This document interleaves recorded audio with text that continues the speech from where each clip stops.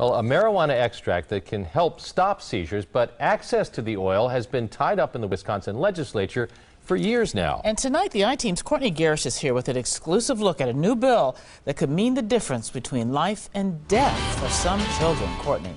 Carolyn, George, I've been following this story for several years, and that's how long many families have put their hope on hold, waiting for lawmakers to pass a bill that would give them access to a potentially life-saving treatment.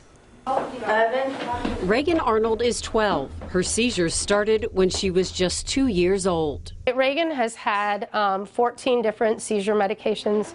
Most of them highly addictive and with horrible side effects. From aggression to rage to liver damage. And at some point, they've all failed. Reagan's treatment even included removing part of her brain, but the seizures came back. You have to look for other things that are out there to keep your child healthy and to maintain a good life for her. That other option, CBD oil, a marijuana extract. It's known to calm seizures, and the oil is low in THC, meaning you can't get high. Come on! In 2014, Burlington mom Sally Schaefer fought to make CBD oil legal, and she won. Lydia's Law is named after her daughter, but Lydia died less than a month later before she could start the treatment. And then Sally found out because of a loophole in the legislation, the law doesn't work. I want her death to mean something, because losing her has been so hard for us.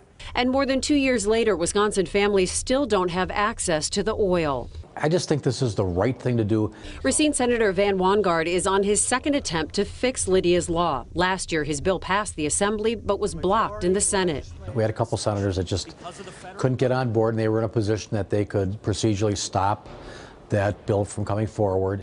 Late this afternoon, Senator Wangard introduced another bill and is confident this year it will pass. It will be an immediate fix to allowing parents to possess it here without having to worry about a criminal offense. What's the superhero's name? What do you think? Superman. The Arnold family is still holding on to the hope this time around they'll be able to try the oil. To see Reagan be able to come off of the other 3 drugs that affect her ability to learn, affect her ability to walk, affect her ability to communicate. A wish they have for all families still waiting in Wisconsin. This should be available for families. This should be available for our state like it is in other states.